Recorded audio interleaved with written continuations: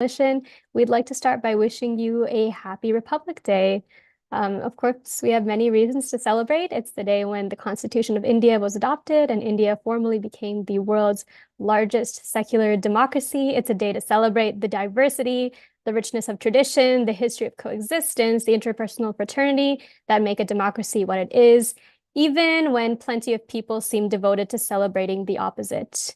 However, it's important to realize that Indian democracy is closer to the edge of collapse than ever before. Under the draconian leadership of Prime Minister Narendra Modi and the Hindu supremacist Bharatiya Janata Party, Republic Day celebrations are now being overshadowed by the recently inaugurated Ram Mandir in Ayodhya as a monument to Hindu supremacy and the violent aim to create a Hindu Rashtra. So between January 22nd and Republic Day, we have already seen, I'm sure all of us have seen the videos on social media of horrific mob violence against Muslim individuals, families, communities. We've seen mosques being targeted, homes being bulldozed. This is not democracy. This is mob rule. And so this Republic Day, it is more important than ever to address the greatest threat to Indian democracy as it is right now, Hindutva and its supporters. And today we'll address the way Hindutva divides Indian society through its tactics and through its hateful campaigns and symbols, with significant emphasis on the Ram Mandir. We're joined today by some incredible speakers who will address all of these issues. Before we get into that, we do want to share with you our latest India human rights news roundup, so that we can observe just how serious the state of violence in India against minorities has become.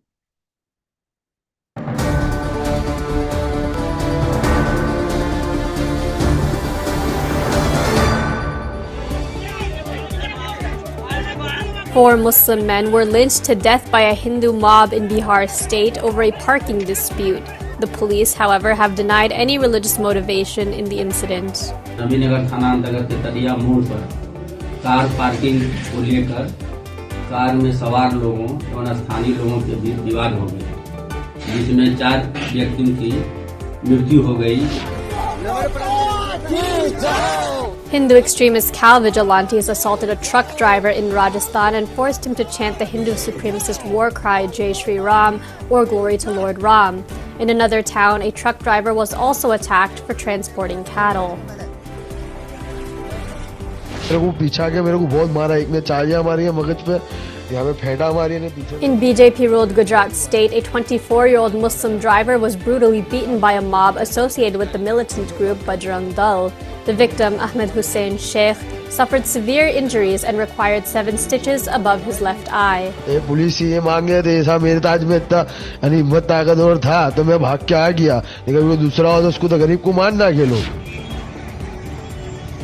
A Muslim truck driver, Bachal Khan, was arrested for offering prayers on the side of a busy road in Gujarat. Several BJP-ruled states have criminalized public displays of faith by Muslims. In Karnataka state, BJP lawmaker Anant Kumar Hegde threatened to demolish mosques in the state while demanding revenge for the past 1,000 years, referring to India's period of Muslim rule.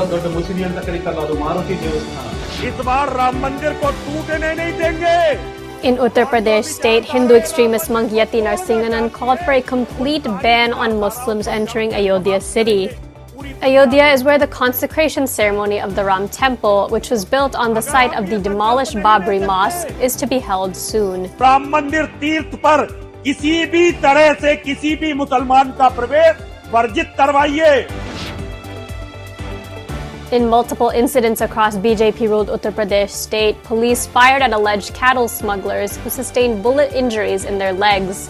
These violent attacks over allegations of cow smuggling have made the cattle trade increasingly dangerous for Muslims and Dalits.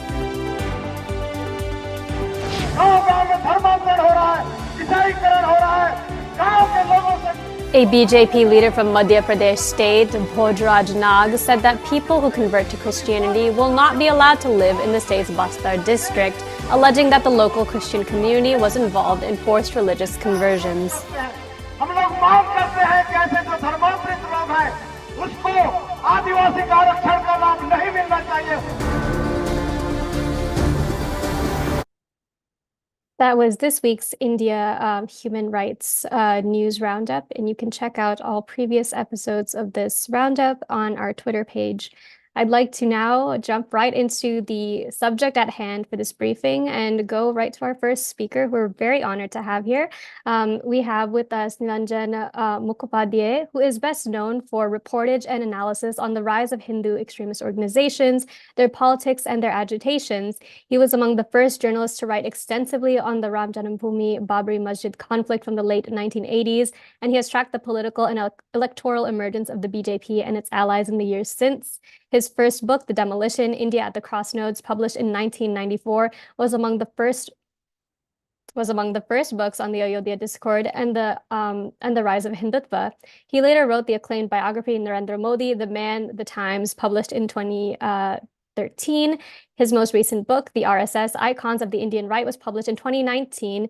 He is also a regular columnist and contributor to several leading newspapers and web portals, and a well-known face on Indian television news and video channels as a commentator and host. Thank you so much, Nilanjanji, for joining us. Please take it away.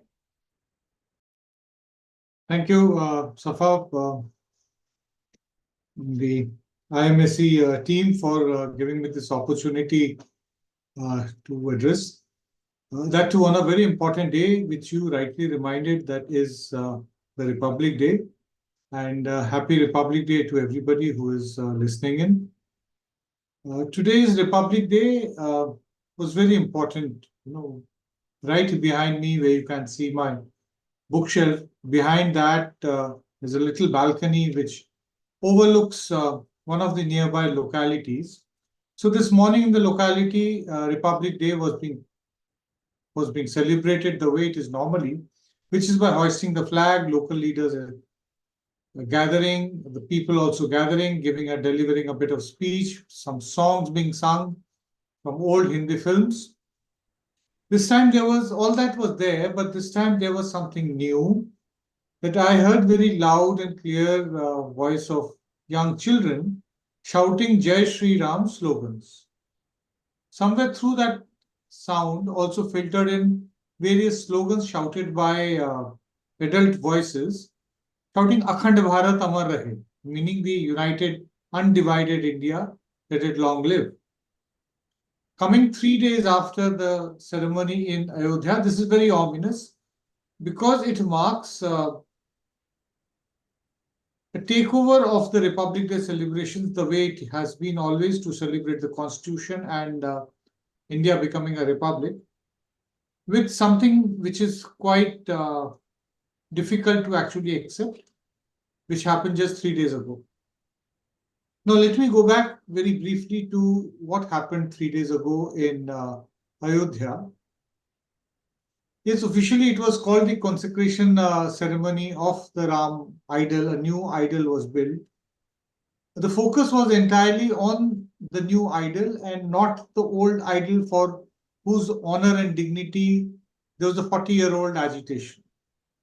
The entire thing, agitation, we kept on hearing about Ram Lalla being talked about. That is a child Ram, that is the impression of a very small idol, maybe just about a few inches, 4, 5, 6 inches tall. That idol which was forcibly installed inside the Babri Mosque in December 1949, on the intervening night of 22nd, 23rd December 1949.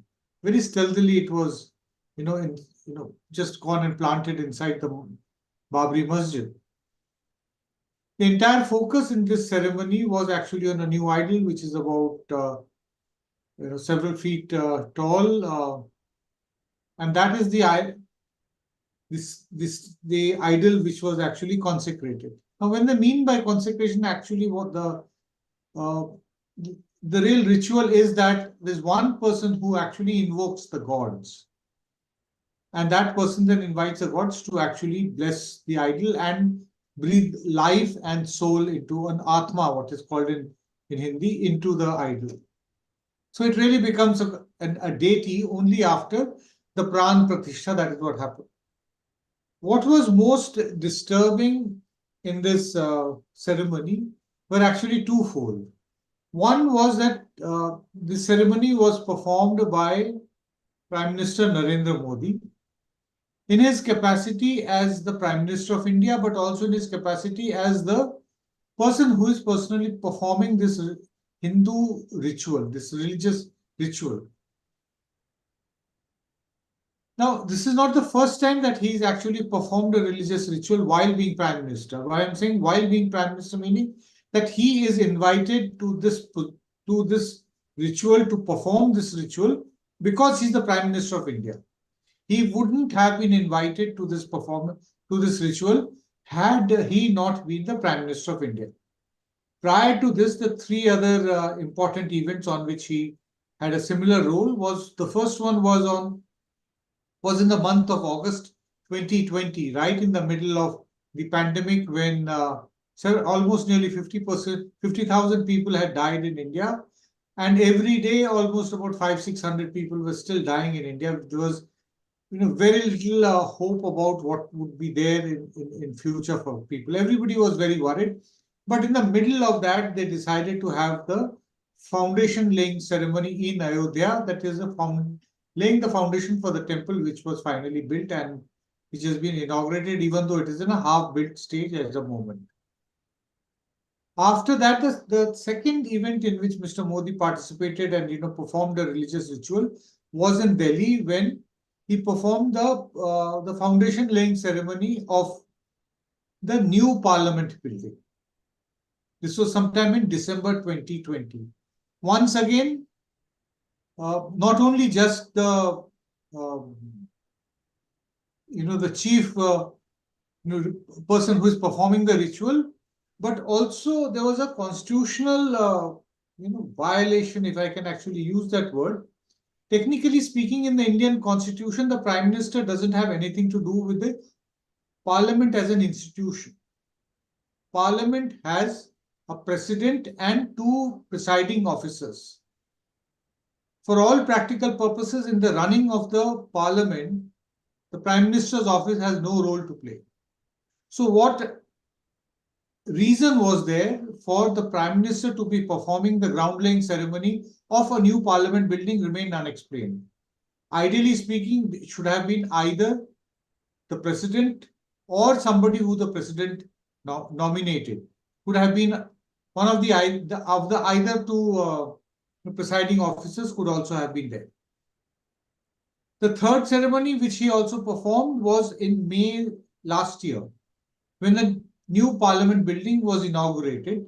There again, there was a major religious ritual in which Mr. Modi once again performed.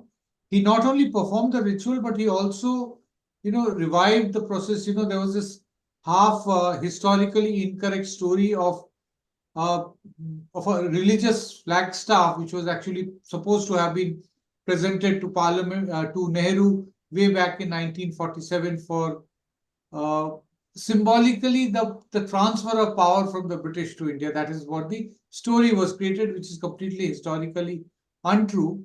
But now that flagstaff has been actually kept right behind the presiding officer's chair in the lower house of Parliament, that is Lok Sabha.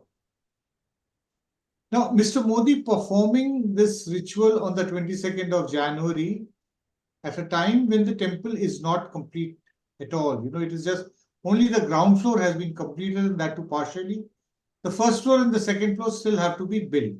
But it has been actually inaugurated formally only because we have parliamentary elections later this year. And, the BJP wanted maximum mileage out of it so that it can showcase to people and actually get the votes. Mr. Modi being there and performing the ritual, it actually blurred the lines between religion and politics at one hand, and Hinduism and the Indian state on the other hand. In contrast to the temple being inaugurated in such a lavish way, covered and assisted by the Indian state, the Indian public broadcaster covered it live on television, provided feed to all the private television channels. Helicopters of the Indian state showered petals on it. And a lot of other arrangements were done by various departments of the Indian state. Now, in 2000, this temple has come out primarily because of the 2019 Supreme Court judgment, which accepted the fact that the violation of the Babri Masjid in December 1949 and again in December 1992 when it was demolished were actually grossly criminal acts. Despite that, the land was handed over to the Hindu parties so that they could build a temple. At that time, however, the Supreme Court also said that the government must provide the Muslim parties with land, 5-acre land should be given to them so that they can build a mosque there. A trust was formed. They have decided that they're not only going to be building a mosque, but they intend to have a hospital also there. But they have been constrained by resources, and the Indian state in the last 5 years, from 2019 to 2024, has not given any thought to whether they should actually try to assist the construction of the mosque or not. Not a single brick has been laid as far as constructing the mosque is concerned. There's also a question, given the pomp and show with which the ritual was held, that if in future sometime that the mosque is completed, would the Indian Prime Minister of that time, whoever it is, Mr. Modi or any of his successors, would the Indian Prime Minister be also there at the inauguration of the mosque? Maybe not to perform a religious ritual, but purely to be there at the site and just give it some kind of a moral, mark his presence there. Would the Indian state also assist the mosque in the inauguration of the mosque in the way it has been done now? Obviously, I do not think that everybody will agree that something like that would not be done. So blurring the lines between religion and politics is actually very dangerous for what lies ahead. But we'll talk about what lies ahead a bit later. Very briefly, I will tell all of you about the Ram Temple movement, the agitation, its history. In the last few weeks, we have been constantly hearing everybody saying that this agitation this movement had a history of 500 years. This is actually grossly incorrect, because for 500 years, even Ram did not exist as a deity in the public imagination. Ram became a deity or a god of a Hindu god. Much later, it starts only towards the 17th and the 18th century. That's the time when it starts emerging very slowly. 1528 is the year, the early 16th century is the time when the mosque is supposed to have been constructed in Ayodhya on the orders of Babur, the first Mughal emperor, as all of you know. The earliest time that we actually feel some kind of a agitation or some kind of a demand being made from the Hindu side is only in the 1850s. The first court case is filed only in 1885.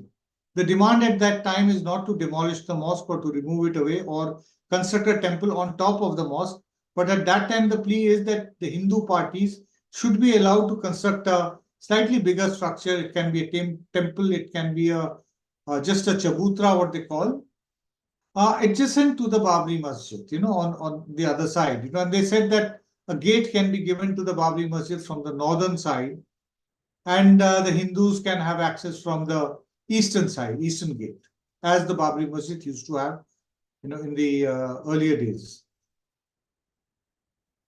The first time this really snowballs into a major crisis is in December 1949, what I was telling you. But at that point, a very simple exercise, that is the status quo for the mosque could have been restored. But that was not done, and instead it was locked up, and Hindu priests were allowed to go inside the mosque twice a day and offer prayers to the idol which was installed there. Muslims did not have possession of the mosque, they lost it. Muslims are also very vulnerable in Ayodhya and Faizabad during partition. There are lots of riots, they lost a lot of property. As a result of which, while the Hindu parties kept on demanding, filing cases one after another to seek possession of the Babri Masjid so that they could actually go and offer prayers from 1950 onwards. But the first time that the Muslims actually file a case is as late as 1961, because that is the first time that they can muster courage to go and file a case in Ayodhya. It is not safe prior to that for 12 long years. But even after 61, nothing happens. People forget about Ayodhya. It remains completely in the back burner. It is only in the 1980s, which is very infamously known as the decade, in which religion actually made a massive, inroads into, advent into the political narrative of the country. For a variety of reasons in North India, we started having riots after riots, starting from Moradabad city in 1980 to Meerut, Muzaffarnagar, various towns, they started having communal riots. That is the time when lots of things happened simultaneously. But in 1984, for the first time, the Ayodhya agitation is picked up. They say that we want the Ram temple here and the Babri Masjid should be unlocked, because till that time it is locked and only the priests can go in the morning and in the evening.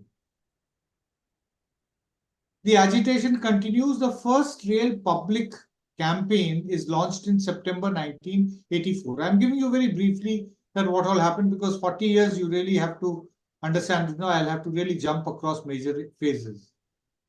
That is the time when a cavalcade is taken out from this town called Sitamarhi in Bihar, which is considered to be the mythologically the kingdom of Raja Janak, that is Sita's father. From that time onwards, the yatra begins. It comes to Ayodhya, goes to Lucknow. They arrive in Delhi and they have to go and present a memorandum to Indira Gandhi. The morning she is supposed to receive this memorandum, she gets assassinated and this agitation goes into the back burner, because India starts facing a completely different kind of communal conflict, that is between Hindus and Sikhs, after revenge is sought for Indira Gandhi's assassination on the Sikhs, just about ordinary Sikhs, in Delhi, in various other cities in North India, Kanpur, Bokaro, various places. The agitation for the Ram temple gets picked up once again in 1985-86. By that time, there is considerable ferment in society over the Shahabano judgment by the Supreme Court of India, as well as by the government's decision to nullify that judgment of the Supreme Court. That is the time in 1986 is the time when the Ram temple issue actually comes into the fore, but it does not become a mass movement till 1989. In 1989, it becomes a mass movement because the Vishwa Hindu Parishad, which is actually leading the Ram temple agitation, it decides to manufacture special bricks inscribed with Jai Shri Ram on it, and take them out in processions and take them all the way to Ayodhya.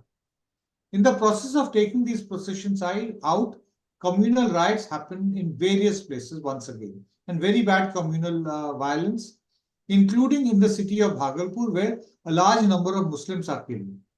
1989 is also the year when parliament elections take place and Rajiv Gandhi gets defeated in that election. Besides these brick processions, which they call very fancifully as the Sri Ram Shila Yatras, and Ram Shila Pujan. Shila is actually the brick. They also have what is called a Shilanyas program in November 1989, very significantly on the 9th of November, which also happens to be the day when the Berlin Wall falls. Very ironical coincidence, if I can say. And as very recently a German journalist reminded me, it's also the 9th of November in 1933 was the year when a large number of synagogues were demolished in Germany at that time. So it's very important to actually understand that this 9th of November had a correlation with other dates. At the end of that ceremony, they declared that India has actually today laid the foundation not of a Ram temple, but that of a Hindu state. That is the first time when actually the word Hindu state or a Hindu Rashtra comes into play in the course of the Ram temple agitation. Further ahead, BJP actually becomes the second largest party in the 91 elections, and then the temple agitation also grows up. December 1992, the mosque is demolished. Then there is a major downslide of the BJP. It feels that it cannot do anything better, so they kind of put the Ram temple issue into the back burner. Flares up in a big way again in 2002, when some volunteers are returning from Ayodhya to Gujarat, and then the Godhra carnage happens, and there is a backlash in the form of the Gujarat riots of 2002. It not only actually brings back Ayodhya into the national discourse, but it also steers Mr. Modi into some kind of a political leadership. As the formal title which he got was that the Hindu Hriday Samrat or the Emperor of Hindu Hearts. 2010, we have the High Court judgment, UP High Court judgment, which actually very neatly divides up that 2.77 acres of land into 3 different parts, including 1 to the Muslim parties and 2 to the one-third to 2 different Hindu parties. But possibly when we look back, that could have been the best solution to the Babri Masjid dispute, given the kind of support which had emerged by that time. There is a stay on that and nothing gets done till Mr. Modi, after his second, being re-elected, when he actually decides that let me try to do something to speed up the judgment from Supreme Court. And 2019, we have the judgment which comes up.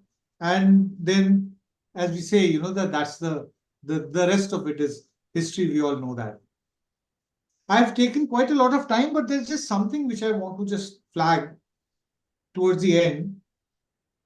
A lot of mention is made about the Supreme Court judgment talking about the Archaeological Survey of India, which actually talked about the existence of a temple beneath the Babri Masjid in Ayodhya. The Supreme Court, I think it should be very clear, the judgment clearly says that they did not find any evidence that this temple-like structure beneath the Babri Masjid was actually a Ram temple. And secondly, most importantly, they also found no evidence to the fact that the temple was demolished and then the mosque was built. It's very important to understand this part because the same thing has happened just few days ago, 2 days ago, that in Varanasi, in the Gyanvapi Masjid case, the Archaeological Survey of India has come up with another report which says that beneath the Gyanvapi Masjid, there exists a temple structure. Once again, the Archaeological Survey of India's half-baked report is going to be presented as some kind of legal evidence. It needs to be kept in mind throughout that a very similar Archaeological Survey of India report for Ayodhya was not accepted by the Supreme Court. They found different reasons to allot the land to the Hindu parties. So that's something very important to understand. It's also very important to understand that the Ram temple being inaugurated does not put a closure to the entire project of what was started. As what Mr. Advani told all of us journalists, that the ultimate objective of the Ram temple agitation was not to construct a Ram temple only, but it was to actually introduce and popularize the idea of cultural nationalism, which is the core ideological tenet of the RSS and all its affiliated that we refer to as a Sangh Parivar. So in a nutshell, this is what I have to say. We are at a very critical point in Indian history because we are going to have parliamentary elections being announced just in about 50 odd days. In another month and a half, people will start voting across the country in different phases. By the end of May or early June, we will have a new government in place. If the BJP comes back to power with either the same number of seats or more number of seats, then it is actually going to lead to a further push to the majoritarian politics, which has been done by the BJP. There is also going to be considerably more democratic backsliding. The autonomous institutions will their autonomy would be further eroded, and even elections as they are being compromised already now, they could further get compromised, and we may actually see the country's democracy being further hollowed out. Thank you so much. Thank you so much, Nilanjanji, for your time, for that very detailed explanation of all the historical context, which I feel often gets erased in such a polarizing time such as this one. So I appreciate you laying it out there very clearly for our audience. I'd like to turn it over now to our next speaker because we all know that Hindutva as an ideology doesn't only affect the Muslim minority, it affects the Christian minority, and it also affects the Dalit community. And it has been affecting the Dalit community for a very long time. So I'd like to turn over to Meena Kandasamy, who is an activist, poet, novelist, and translator. Her books of poetry include Touch and Miss Militancy, and she is the author of 3 acclaimed novels, Gypsy Goddess, When I Hit You, and Exquisite Cadavers. In 2022, she was elected as a Fellow of the Royal Society of Literature and was also awarded the PEN Germany's Hermann Kesten Prize for her writing and work as a fearless fighter for democracy, human rights, and the free word. Her latest published book is the poetry collection, Tomorrow Someone Will Arrest You. Meena, it's a great honor to have you here with us. Yes, can you hear me? Yes, we can hear you. Oh, lovely, lovely. Thank you so much. Thank you for having me, and thanks to Professor Niranjan for providing us this wonderful history, like a capsule of understanding what actually happened. I think what happened when the Babri Masjid was demolished, people like me were still in school, and so yeah, I think to know the historical context or to for the younger audiences of today to realize the larger picture is, I think, very vital. Thank you, Professor, for doing that. In terms of the overall politics of the what happened on January 22, but also what happened with the relation to Babri Masjid, and what's happening with broader Hindutva, I have like a couple of points to make. And these are not, it's not a more of history, more of an observation.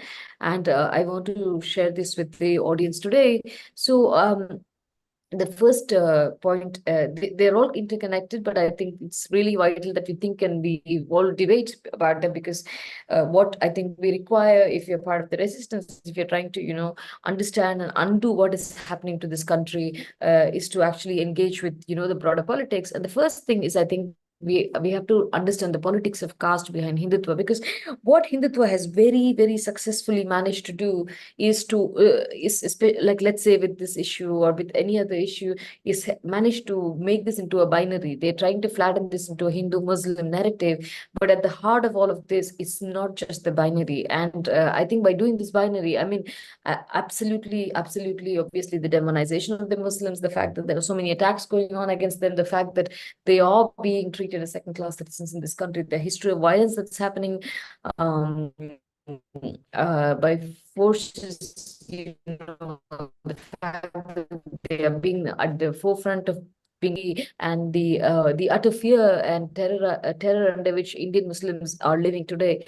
But without taking any of that away, I still want to recall that at the heart of it, Hindutva is also simultaneously 2 other projects, and we have to keep making noise for those 2 other projects.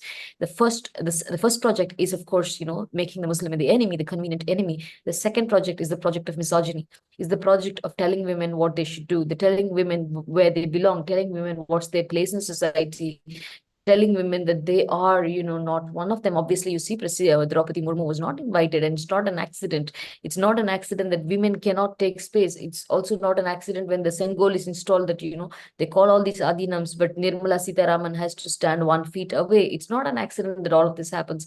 So, and these are just symbolic. At the heart of it, so much about what goes on here is a project of the control and the regulation of women. Because unless you regulate women, unless you push them back, unless you depoliticize them, unless you invisibilize them as citizens, unless you take them away from the workforce, and until you do all of this to system, you cannot have an oppressive project.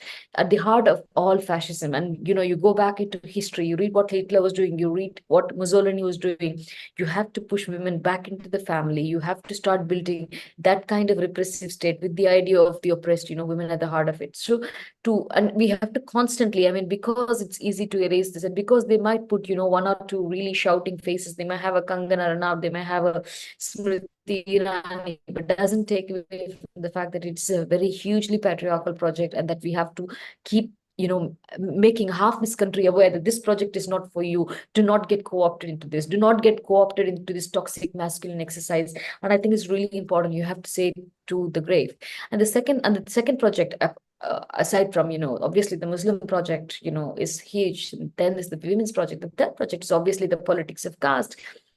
And because we are such a divided society, and because we have been stratified, we've also been, for so many years regimented into these layers, we are like basically at each other, and we don't understand that at the heart of this, it's also a project of Varnashrama Dharma. It's what in South India we call the project of Sanatana Dharma.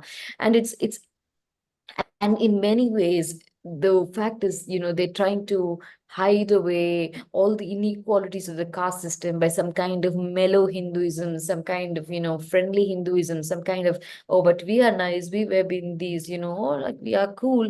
I mean, all of that apart, like at the heart of it, look at when the Ram Mandir agitation starts, when the Rath Yatra starts. And it's not an accident that it's when Mandal Commission actually comes. It is when, the fact that education, employment will have to be opened up to the lower caste, people who have been denied this under the Manusmriti. It is, and the timing is not an accident. The timing is not an accident. And it's not an accident because, see, there are two things that happen around the 90s that really, really, really are things that, the Hindu supremacist establishment, those who want to keep the caste system intact, they really don't want it happening. And one of those is obviously the Mandal Commission. There is a huge backlash. There is the fact that people who have been, you see, they always talk about this 80-20, right? This 80%, 20%, whatever arithmetic. And I think it was Kanshiram who first calls out and says at some point, the 80-20 is not the number that matter. You're trying to talk about the 20% Muslim and the 80%. What really matters is, the number 1585, what he says is that the upper caste versus the rest of the Bahujans. Why don't you talk about it? Why don't you talk about the people who don't have any sharing power, people who are not there in the higher judiciary, people who are not there in the educational institutions? And I think this entire thing as a kind of thing against what happens in the backdrop of Mandal when they have all these huge protests. They also realize that these protests of whatever upper caste students were doing to make sure that India doesn't get democratized, that India doesn't allow access to all its lower caste people for education, for employment. And this is where they have to say, oh, we find another distraction, we have to do something else. And this is where this other aspect of Hindutva manifests itself. And in so many ways, this project of caste is intrinsic to Hindutva. And then you see it's throughout the ages how it's happening is that the EWS reservation process, for the economically weakest sections. And after statistics and statistics after statistics come and show to you that this reservation, the cutoffs are often less than what the scheduled castes enjoy, what the backward castes enjoy. So it's not a question of merit. It was never a question of merit. And again, I think recently we had a statistic somewhere coming up saying that anybody who earns more than 8 lakhs is actually living in the most luxurious life in India, saying that this is the upper crust of the population. But what's the income ceiling for the economically weaker section? It's any upper caste person who earns 8 lakhs a year. How is it possible that on one hand, all statistical pointers say if you get around 8 lakhs a year, you're on the richest cream of society? And the same 8 lakhs is used to say, okay, if you're around that bracket, okay, you're an economically weaker section. So the fact is, in so many ways, we have to look at this as a project of Hindutva as a project that goes against social justice, Hindutva as a project that goes against women's rights, Hindutva as a project that goes against equality. And I think we have to all combine our voices and see how all of our struggles are interlinked, because I firmly believe at the heart of it that this is so much like, we can talk all we want about, this binary, what is happening, the masjid, but there are also all these other toxicities. And unless all of us start talking about it, unless, lower castes are talking against Hindutva, everybody's talking, okay, what Hindutva means about in terms of neoliberalism, what it means in terms of welfare cuts, what it means in terms of using all these algorithms and not giving welfare measures to people, what it means about using Aadhaar and making sure that, people don't get it, what it means in terms of crony capitalism. And I think here is where this is a beautiful moment to talk, and this is Republic Day, but we have to open up ourselves, embrace, the larger struggles. And, we cannot just say, oh, we stand for secularism, and we cannot say, oh, secularism, but I will stop talking about reservation. We stand for secularism, but I think these are so integrated and so essential to take it forward.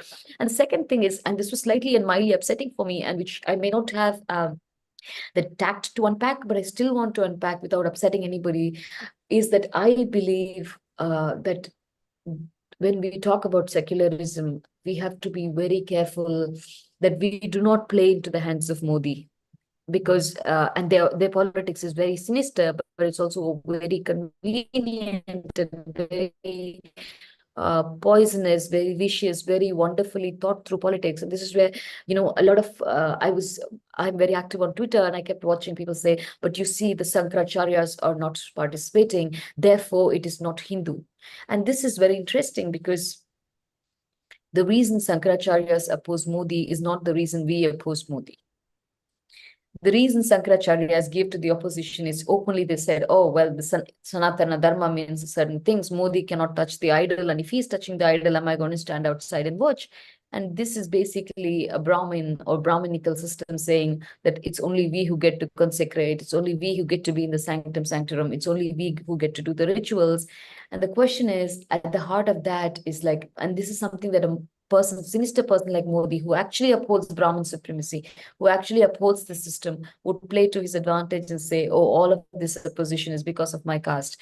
We do not want to give them any loopholes. We do not want to say, oh, we are on the side of the Shankaracharyas, because the Shankaracharyas may not represent all Hindus. They do not represent all Hindus. And there's no way in which we say, okay, the Shankaracharya is slightly better for our project, Modi is the problematic. We shouldn't, I mean, when we engage, I think this is not the question on which we engage. I mean, our engagement should be, let's refresh your memory. There was a mosque. There was the Babri Masjid. That masjid was demolished. It doesn't matter whether it's the Shankaracharya doing the consecration. Is that going to make it better if they were all Brahmins who were doing the consecration? No. The fact that this was allowed to happen, the fact that it was allowed judicially to happen, the fact that it's enjoying so much state power, even if Modi was a member of the audience, it would still rankle us. It would still rankle us, because this is not something the state should have allowed in this way. It should not, it's not something in which you cannot have, we are having an anonymous judgment. Let's talk about it. We are having, all kinds of things going on about it, in which people cannot even express their opinion. We cannot even say, how is it that, and nobody, and the problem is, and this is, I think, where the politics of spectacle completely takes over what has actually happened, is that we are talking so much about, oh, the temple is not built, the temple is fully built, temple is half built, Modi is there, Shankaracharya is outside, Shankaracharya should have been inside. Okay, the guy in the Bijawar mud put something on his head, he doesn't want to see the Naivedya. We go into all of this. Okay, which actors was there? Okay, Vicky Kaushal was there, Katrina Kaif was there, but Ranbir Kapoor was there, Alia Bhatt was there. So we are talking about all of this, but at the heart of it, there's one image we should keep in mind, and that image is the image of the demolition day. That image, which should be unforgettable, is that we allowed it to happen, and we allowed this replacement to happen. And again, as Professor pointed out, the second in line is the Gyanvapi. Again, we have an ASI judgment. We are going to see endless iterations of the same story. We are going to see this happen everywhere. And believe me, like, if you dig anything, you can find anything. This is a country with a 5,000-year-old history. I don't know, you dig my garden, there's going to be some toy that resembles something. Like, where does this digging stop? Like, and what is, and believe, and also because Hinduism is a religion where anything is an idol. Anything can be in any form. I mean, like, when I first looked at the idol, I was like, oh, this looks like Muruga. They said this is Ram. But like any, and the fact is, and Hinduism also has a rich history in which Buddhist statues were taken over and transformed into Hindu gods at some point, appropriation. It's possible it was happening the other way as well. So these are questions you cannot unpack or cannot have definitive answers. But the fact is, we have to keep reminding them, I think, of what happened, because the minute we and the reason I talk about this, the fact that we are going to this centralization of the Modi figure, has it worked in order to galvanize an opposition around the country for the last 9 years? I mean, as much as it is a problematic figure, as much as it is this authoritarian male figure, I think that at some point we are losing the plot. We have to, even if it means larger political education, even if it means that we will have to do twice the work, because it's just easy to show and point fingers at one. I think we have to do the hard work of it, because I feel that, like in the recent days, and completely unconnected to this, I'm a leftist and I'm a communist, and I keep watching what's happening. And we are shouting when Modi does anything with Adani, and we are doing that for the very good reasons, because Adani is problematic anyway. He's problematic in Australia. He's problematic in Bastar. But the problem is, we don't have a thorough criticism of Adani. We don't know what to say when Adani signs a deal with, let's say, Telangana, because the problem is, we have not thought over the fact that, okay, we're not against capitalists, we are against crony capitalism, we are against, the backdoor bullying that makes people get some airports, we're against these kind of things. But the thing is, when we conveniently bash Adani for one thing. And I saw an interview in which the former finance minister Chidambaram was asked a question about Adani and a Congress government inking a pact with Adani. He should have taken the question head on and he said, I'm not against any one business or individual. What I'm against is crony capitalism. What I'm against is, like whatever is happening in the stock market. But instead he gives the mic to Supriya, and Supriya says there's a meeting about the manifesto, let's not discuss Adani. And this kind of approach, this kind of stopgap, this kind of not doing full frontal, not saying this is not about Modi, this is not about Adani, we stand for a few things. I think that's also very much at the heart of what it takes to save a nation, that we do a proper critique, that we go and educate the people. Because if it's about Modi bashing, they would just replace him with some other person who more is in the popularity rating, maybe not this year, maybe in another 5 years. And the second thing is, obviously, this I think was very problematic. And the third thing about this mosque and, the masjid and this temple and all of this, and what it hides, and what it seeks to hide. I'm going to finish in like the next 2 minutes. So what it seeks to hide, I think, is all the structural inequalities. It hides the unemployment. It hides, obviously, the Adani was mentioning. And, the thing is, what is the success of this regime? We have come to a place where once upon a time, under colonialism, when slavery was abolished, we were producing or we were exporting labor, indentured labor. And today, when there's a war going on in Gaza, what is happening? India is exporting manual labor so that Israel can actually profit off its genocide. It just has to pay Indian workers instead of Palestinian workers. So we have come to the state that, okay, we are possibly just short of sending a mercenary army. How else do you justify what's happening? This shows that what is the future? So many lakhs of jobs were promised, crores of jobs were promised. We have the youngest demographic in the world. And yet, what is happening? And I think all of this is a distraction politics. Now, in the last 1 minute, there's something I really, really, really have to say. And I say this as somebody who's in her late 30s, possibly old enough than a lot of the young people with whom we have to work with, is that they have made the temple cool.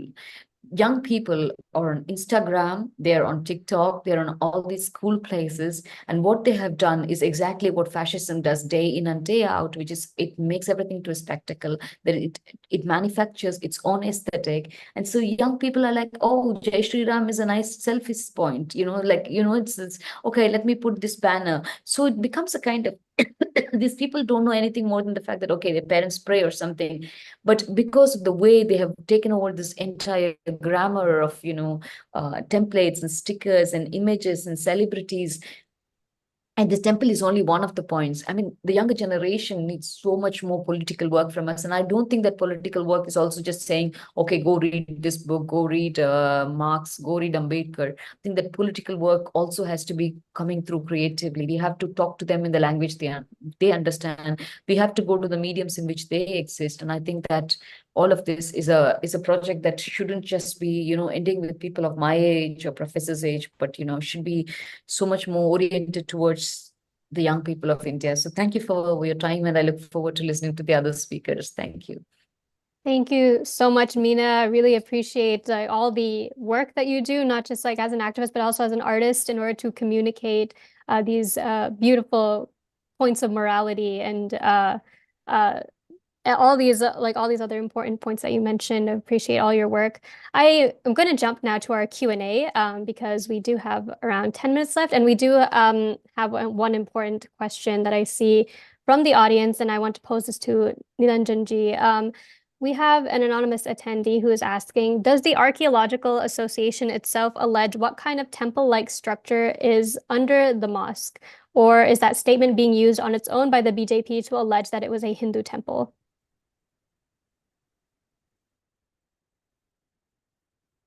Sorry, you asked me? Yeah, would you like me to repeat the question? I had a bit of a garble on the audio. Okay, sure. So someone is asking, does the ASI itself allege what kind of temple-like structure is allegedly under the Babri Masjid, or maybe even Gyan Vapi, I'm not sure. And is that statement being used on its own by the BJP to allege that it was a Hindu temple? So is there any actual proof of what kind of temple it is, or is the BJP making up what kind of temple it is? What kind of temple is it? When they did the excavations, they found that there were some structures, pillars, and maybe some kind of, stone sculptures or other objects were found, which are commonly used in temples. That is what they found. So that is what the Supreme Court said, that it does not establish that this was a temple for Ram, and it also does not get established that whatever structure was there was demolished and then immediately a mosque was built over it. The sequence gets complete only when you get evidence that if you say that the argument has been that we will build a temple where they built a mosque after demolishing our temple. That has been the basic, sequence which they put it to, in the course of the Ayodhya agitation. Now, here the Supreme Court said in 2019, yes, there was a temple-like structure. Some objects were found which point to the fact that there was a temple, they were part of a temple. But there is no evidence, according to the Supreme Court, to say that that temple-like structure was for Lord Ram. That means that it was a temple to Dev, for his pray to him. And secondly, is that was demolished and then immediately a mosque was built over it. Likewise, we have not seen the archaeological, nobody has yet seen the report of the Archaeological Survey of India as far as Varanasi is concerned. But I presume it is going to be saying the same thing, because as it is, the Archaeological Survey of India excavations in Ayodhya in 2002 were very, very haphazard and were not very scientifically done. And this time in Varanasi also, it has been for a very short period. I have not really heard of Archaeological Survey of India reports coming up with voluminous reports which are very authentic in such a short span of time. My understanding of archaeology is that it takes much longer to be able to come up with an authentic and really true finding. But likewise, they say that yes, there are some structures which they have found. And but again, no proof to say that it was for a particular god and that it was demolished to build the Gyan Vapi Mosque. There are other reports, historical accounts of the mosque being built during Aurangzeb's tenure, likewise in Mathura also. But there is a different kind of a story to be found everywhere.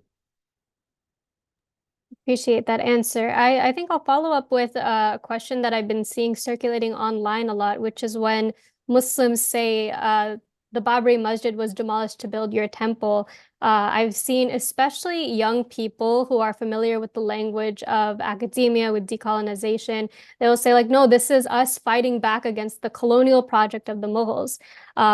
And to that, like, a lot of people don't quite have an answer because the history of that time period is so muddled versus like, what's the truth behind like, temple demolitions in that time frame. So would you mind, Nilanjanji, talking more about like how does one respond to the argument that this is like the building of Ram Mandir is decolonization and the righting of a historic wrong?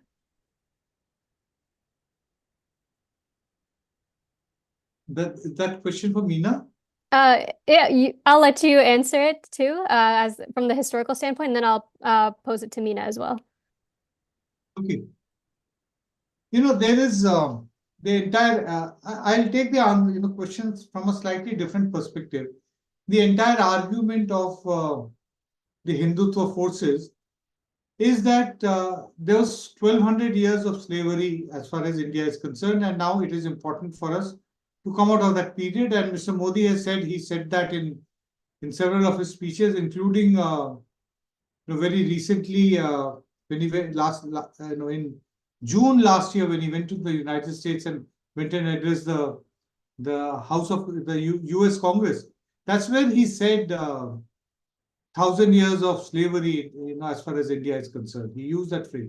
And using the Congress to make such a statement, which is blatantly untrue, is something that, is very objectionable for anybody who has studied any form of history. I have not been, a formal student of, history. It just became a passion courtesy to what was happening as far as religious conflict was concerned. And then Ayodhya happened to be the way through which I stepped into the historical domain and trying to understand. One basic problem which I always find with the Hindutva people is that when they talk about Bharat and when they talk about Gulami or the slavery period, they have only northern, central, and western India in mind. I keep arguing that the Sangh Parivar's geographical idea of Bharat is limited to north, central, and western India.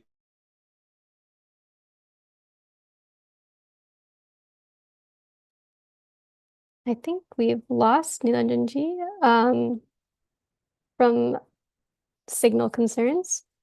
I will turn it over to Mina very quickly, just so we can work on this from a technical standpoint. Mina, is it all right if I pose that same question to you? What is the implication of claiming that the Ram Mandir being built is decolonization? No, as a scholar of both literature but also politics, I have been constantly, at least for the last 4 or 5 years, every single meeting, I say that there's something very dangerous happening with the word decolonization, because when the Hindutva groups are talking about decolonizing, they are talking about a return to the dark ages.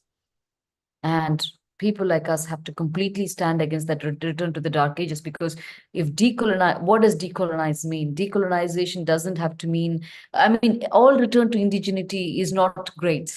All return, you cannot have a blanket return to indigeneity, because that doesn't mean that we have to jump on the the dead bodies of our husbands and get burnt along with them. Like, are we going back to the sati system?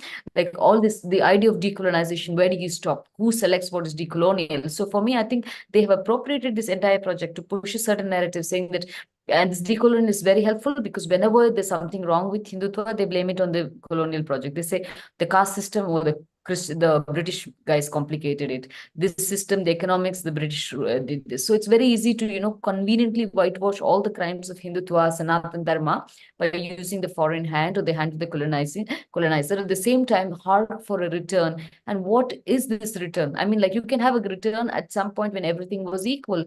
But what if we don't have that point of return to which you really want to return? Like, do you want to return to a time when women were not? I mean, like, just 100 years ago, in the Madras presidency, only 2 out of 100 women could read. Is this decolonization that we want? I mean, it's like the idea of decolonization is something that, colonized subjects should decide, in the sense that it should be decided as a democratic idea. It's not an end of imagination. It's a question where, how do you push your imagination? How do you talk about, and how? And so when they talk about decolonization, you have to talk about, how did the Brahmins, how did Hindutva use the colonial apparatus for its own ends? How are they using the colonial? The first people who actually petitioned for reservation was actually the Brahmins in South India, who were saying, oh, we need representation. So the fact is, when you talk about decolonization, it's very, very dangerously being appropriated. And it's not only decolonization.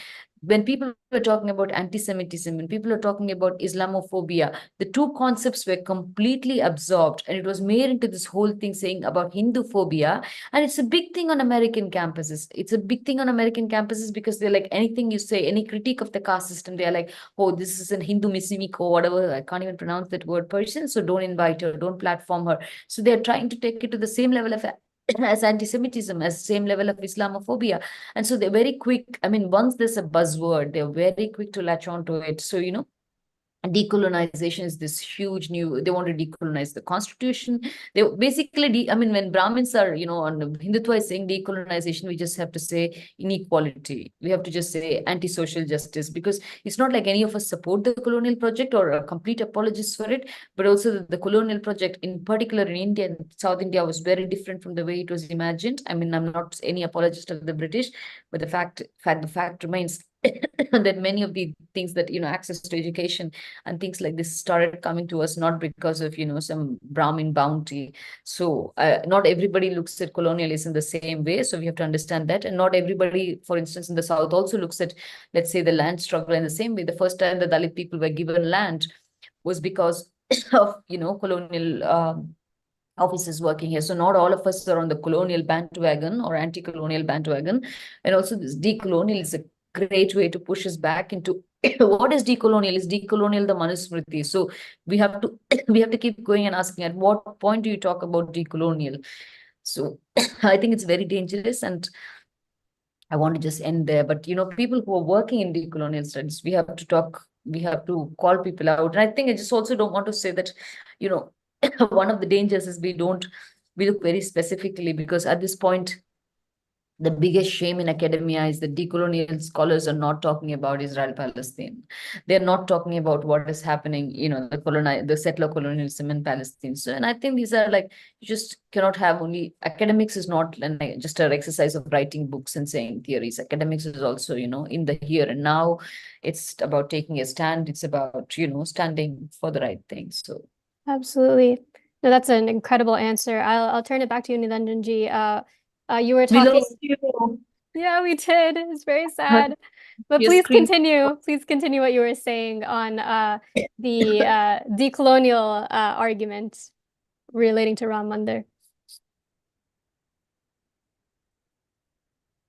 Sorry, you asked me something? Yes, we wanted you to continue what you were saying before the video. I was actually saying, you know, I think I more or less completed what I was actually saying. Mhm. That the idea of India, that is, you know, they call it Bharat, as far as the Sangh Parivar is concerned, is basically a very small geographical part of India, that is northern, western, and central India.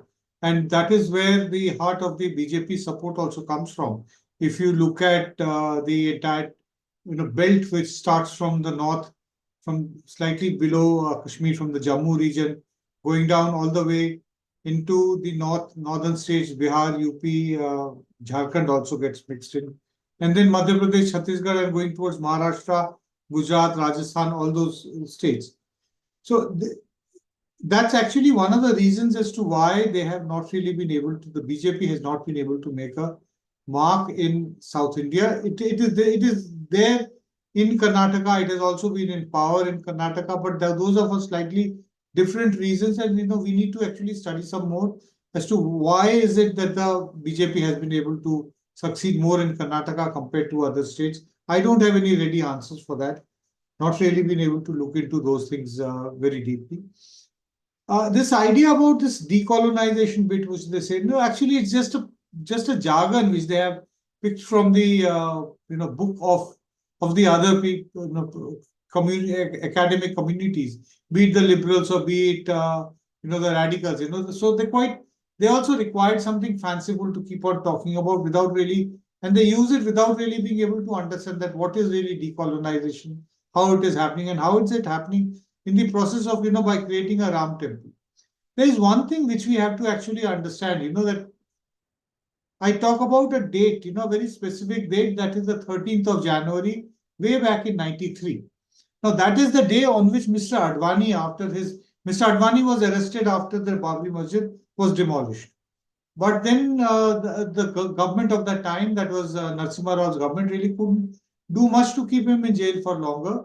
So they had to release him, and he came to Delhi one day after his release and addressed a press conference where he just said very, very clearly that the purpose of the Ram temple was not merely to build a temple per se, but it was to politicize people. Now, among the things which they have wanted to have politicized people, they have been able to actually normalize the spread of prejudice against the Muslims. You know, it is now very openly said, and it is considered to be politically correct, that this is our country. They got an opportunity to get Pakistan, and we gave it to them. Many of them went away. But those who did not go away, they need to stay here on our terms and conditions. Now, this is said in a very casual, conversational manner and very routinely. Previously also, there were some people who believed in it, but they did not have the courage to say it in public. What has happened through, essentially, this is the contribution of Modi, that he has given strength to these people to be able to say such vile things in public and get away with it. Every day you find these BJP or RSS linked spokesperson talking on such vile things, you know, over television. It's very routine, and that is something which needs to be understood. That the further this is going to go, it is going to go beyond this also. Where is it going? In the last 10 years, what have been the kind of campaigns against the average Muslim? One, that they are not supposed to be performing their, reading their namaz on Friday afternoons out in public. No spilling into the streets from the mosque. No going to any public space in the park. Not reading namaz there. There's an attack being mounted on a very old ancient mosque in Delhi, which is just about half a kilometer from Rashtrapati Bhavan. It is going to be banged, part of the Central Vista project. Because they want to develop the Central Vista project, Modi wants to build this huge, lavish, new architecture, which, centuries later, people are going to talk that there was one king by the name of Modi, and it was built by him, just the way you talk about.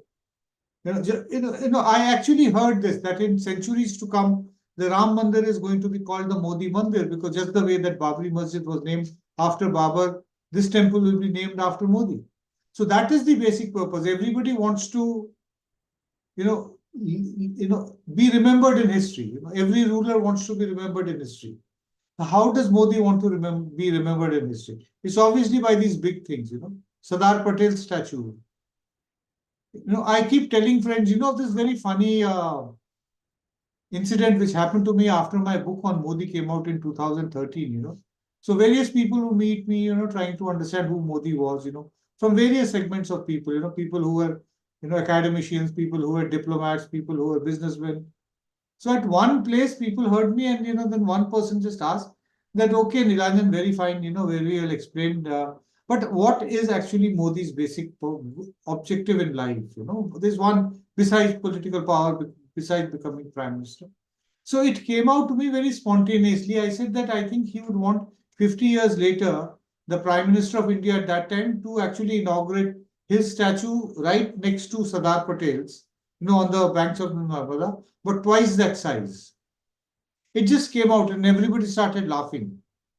When I saw the cricket match in Ahmedabad, on the Narendra Modi Stadium, realized that yes, actually, possibly we were true. Only that it didn't take 50 years, it took just 7 or 8 years. So the steep decline into what we thought would happen has been much faster. And unless there is a reversal in the electoral prospects of non-BJP parties in these elections, then I do not know what is going to be the speed of dissent. And to what extent would various sections of people in civil society be further strangulated? As it is, we have seen civil society, being actually choked in the last 9.5 years. Civil society, media, you can just name institutions of India. Any segment that you can think of which can actually pose a counter narrative, which can actually contribute to a counter narrative, are all being quashed, not being allowed to function as readily as they could previously. That's a fantastic answer. Thank you so much for laying it all out like that.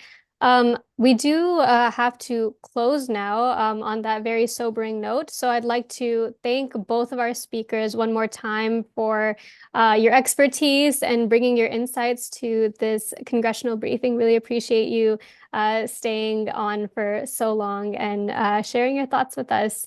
And on that note, I would also like to thank our audience for tuning in, for asking your questions, and also for your enthusiasm for keeping yourselves informed and the people around you informed as well. If you'd like to educate more people, if you'd like to find resources to send to your elected officials, if you'd like to be engaged in more advocacy and just need the tools for it, please do visit the website of Indian American Muslim Council or Hindus for Human Rights or any one of our partners. I'll be reading their names out shortly, so do please take note, and you can check out their resources on their websites or on their social media handles. So I'd like to thank the sponsors of today's briefing: World Without Genocide, Indian American Muslim Council, Hindus for Human Rights, International Christian Concern, Dalit Solidarity Forum, New York State Council of Churches, Federation of Indian American Christian Organizations of North America, India Civil Watch International, International Commission for Dalit Rights, Center for Pluralism, American Muslim Institution, International Society for Peace and Justice,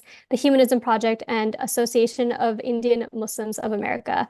And I'd like to close very quickly by just reading the preamble of the Indian Constitution, because it is Republic Day. And I hope it serves as a reminder for what India once aimed to be and what it can still become.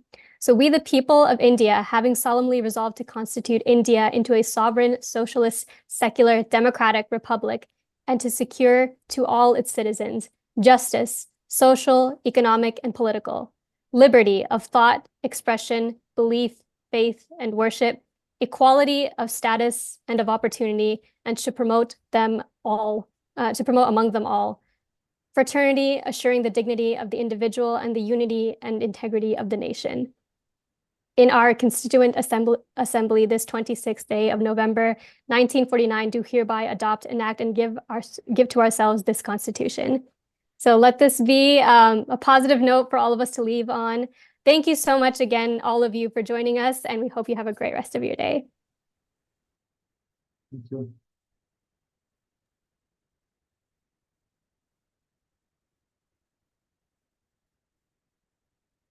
Thank you. Thank you.